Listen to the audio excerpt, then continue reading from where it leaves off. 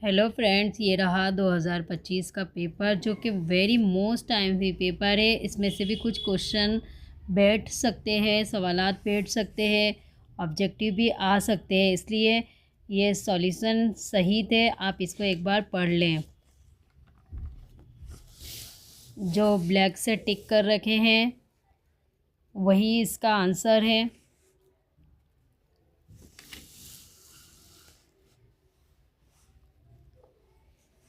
और जो नहीं समझ में आए आप वीडियोस वगैरह देख लें। ये सारे ऑब्जेक्टिव्स मैंने सोल्व कर रखे हैं। और ये अगर सही जोड़ी नहीं समझ में आ रही है तो आप नंबरिंग देख लेंगे। जैसे मुकदमा शेर और शायरी अल्ताफ़ हुसैन की अपना उल्लू सीधा करना मुहावरा है, मखलूस ज़बान मौलवी अब्दुल हक की है, जंग व अमन मुतज़ाद है, मुख्तसर कहानी अफसाना है और सनती इनकलाब मशीन है।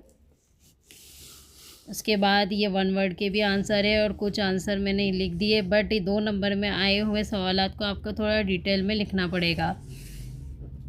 इसमें से कुछ क्वेश्चन तो आपको उसमें भी मिल जाएंगे, वीडियोस में भी मिल जाएंगे। और एक और क्वेश्चन हैगा, जो ब्राह्मण समाज के बानी कौन है? वो राजा राम मोहन राय हैं, वो भी याद कर लें।